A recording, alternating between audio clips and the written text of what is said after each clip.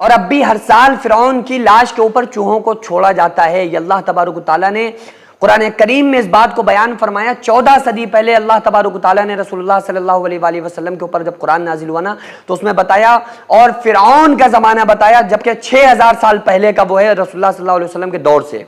अल्लाह ने फरमाया फल यौमा नुनज्जीका बिबदानिका लितकूना लिमन खल्फका आया।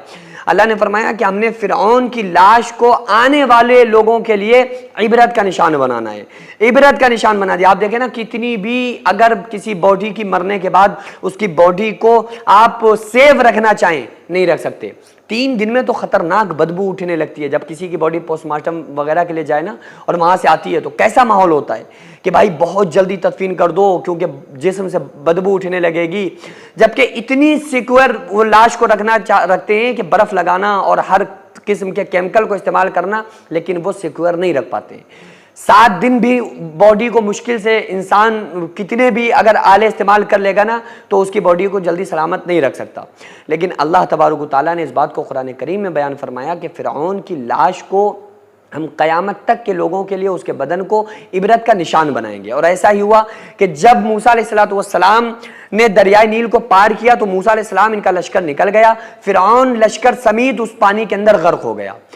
फिर हजारों साल के बाद उसकी बॉडी उसके अंदर से निकलने के बाद आज भी वो मिस्र के अजायब खाने में, अजायब घर में मौजूद है। लोग जाते हैं तो अपनी आंखों से उसकी बॉडी को देखते हैं, क्या एक खाकर बन चुकी है।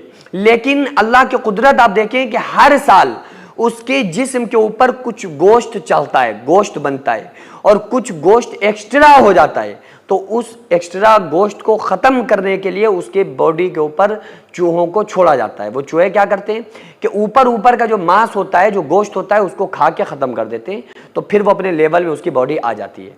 लेकिन गलने से, सड़ने से और मिट जाने से, ख़त्म हो जाने से अल्लाह तबारक व तआला ने उसकी बॉडी को सलामत रखा।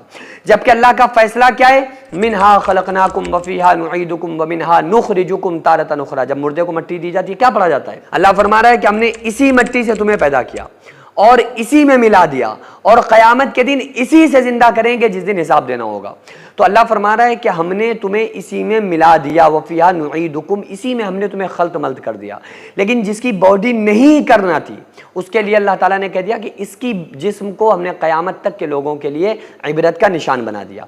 अंबिया अलैहिस्सलाम की जो बॉडी है ज़मीन के ऊपर अल्लाह ने हराम कर दिया है कि वो नबियों के जिस्म को खाए। अल्लाह के रसूल सल्लल्लाहु अलैहि वसल्लम ने हदीस पाक में साफ तौर पे बयान फरमा दिया कि अल्लाह ताला ने हराम कर दिया है ज़मीन के ऊपर कि वो नबियों के जिस्म को खाए। शोहदा के लिए साफ तौर पे वला तक़ूलू लिमन युक़्तलू फ़ी सबीलिल्लाहि अमवात, जो अल्लाह की राह में मारे जाएं उन्हें मुर्दा ना कहो बल्कि वो जिंदा हैं। एक जगह आता है वो जिंदा हैं और अपने रब की तरफ से वो रिज़्क़ भी पाते हैं। तो इसकी बॉडी को, फिरौन की लाश को अल्लाह तबारक व तआला ने क़यामत तक के लिए इबरत का निशान बना दिया, इसलिए कि क़यामत तक के आने वाले लोग उसको देखें और आंख से देखकर ये समझें कि जिसने खुदाई दावा किया था और इतना बड़ा दावा किया, आज तक ऐसा दावा कभी किसी ने नहीं किया जो ये कहता हो अना लक, मैं सबसे बड़ा खुदा हूँ। सबसे बड़ा खुदा अपने आप को कहलवाता था।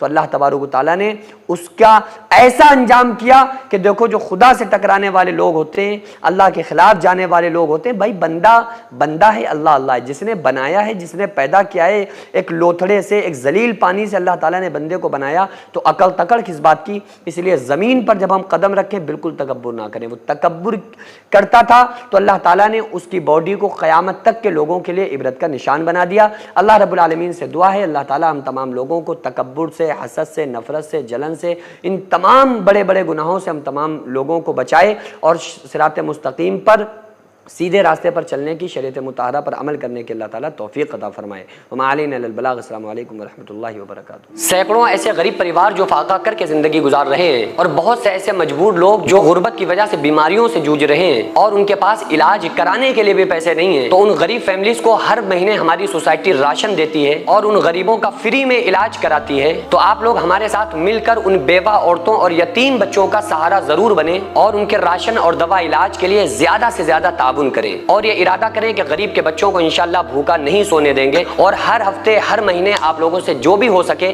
आप ताउन जरूर करें। इनको 10-10 साल से जो लोग बिस्तर पर पड़े हुए हैं, इंशाल्लाह ताला हम सब मिलकर उन गरीबों का इलाज भी कराएंगे और हर महीने इंशाल्लाह ताला उन गरीबों को हम राशन पहुंचाएंगे। ये सोसाइटी का अकाउंट नंबर है और ये स्कैनर है। आप लोग इस अकाउंट पर या इस स्कैनर के जरिए आप गरीब फैमिलीज की हेल्प कर सकते हैं।